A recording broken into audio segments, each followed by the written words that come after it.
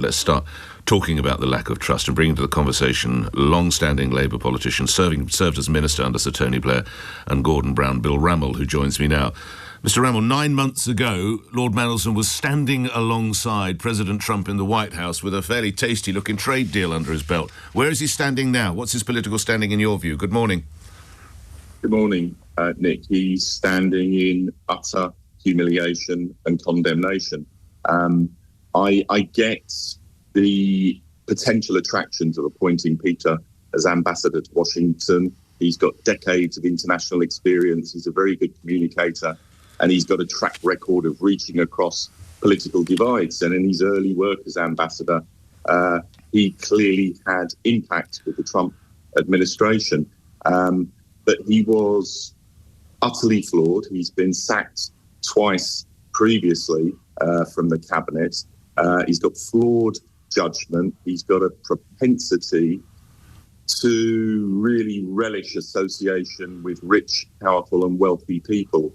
And his conduct in respect of Epstein is shocking and appalling. You know, lobbying, advocating the guy when he'd been prosecuted and convicted for soliciting sex with a minor, and the latest revelations that he was actually leaking sensitive inside government information to Epstein for what you can only presume was an attempt at currying future personal gain is deeply, deeply shocking.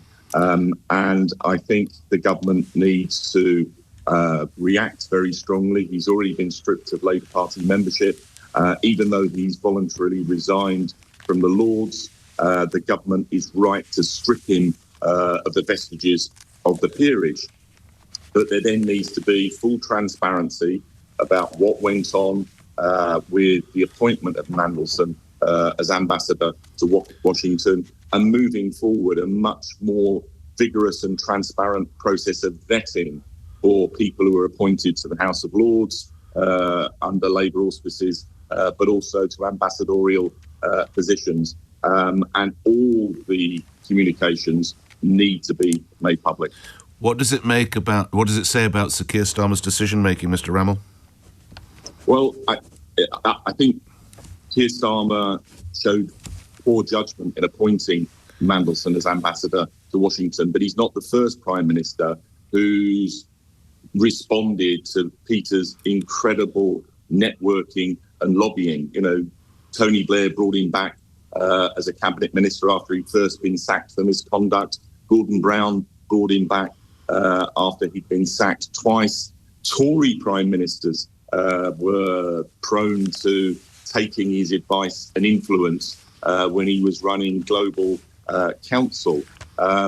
You know, but it was poor judgment. And I think Keir needs to go more fully on the record and talk clearly about why and how Mandelson was appointed and what processes were put in place to ensure that there was no baggage in the background when clearly there was. Lastly, reminding my listeners, you served as Minister for Foreign and Commonwealth Affairs, so you are familiar with the Foreign Office.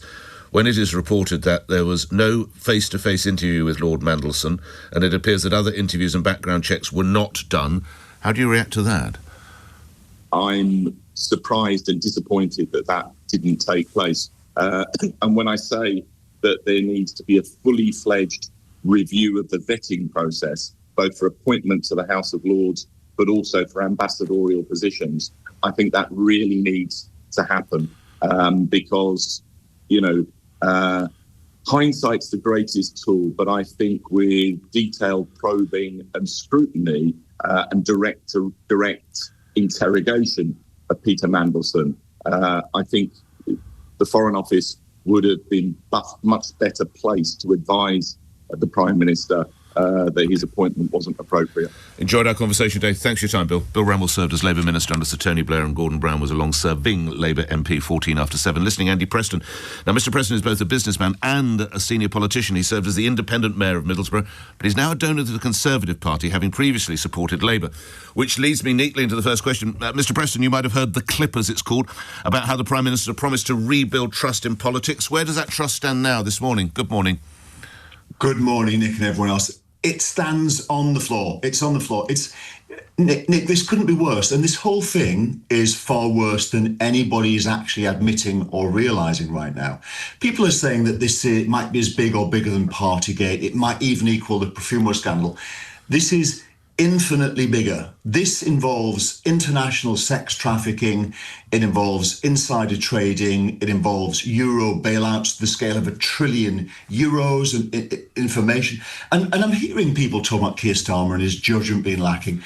It's not poor judgment, it's stupidity to appoint a man who has made a career of being slimy around rich and powerful people in order to make himself rich and powerful. And the last thing I'll say, I'm aware I'm monologuing, so forgive me, but the last thing I'll say before you can ask another question is, Jeffrey Epstein was clearly an arch manipulator. He became very wealthy and he made money by supplying information and living off the backs of others. Well, guess what?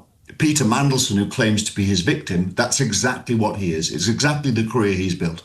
Kemi Badenoch and the Conservatives have got the whiff of blood in their nostrils. What do you see happening next? Morgan McSweeney has to go very, very quickly. He's been central to all of this, and Keir Starmer may get rid of him quickly to try and let some blood, to try and show that he's decisive. Of course, he hasn't been decisive. He's kicked this down the road. This, I think, will bring Starmer down almost certainly, but could even bring a government down. Nick, this involves the royal family. Andrew Lawney, the writer, if you read his book, or I had the pleasure of meeting with him, the cover-ups that have gone on in government by Buckingham Palace over the years about Andrew's activities, Secret Services, British Secret Services going to government saying, this is happening, it's a risk to our country, and the cover-ups that have gone on. This is now part of the Epstein thing, it's part of the international sex trafficking story, and Peter Mandelson was involved in supplying. I was a trader on the financial markets for years, I ran hedge funds. I am certain that everything I am reading about what's happened constitutes serious insider trading for which there can be a 10-year prison sentence. This is monstrous and it could bring the government down.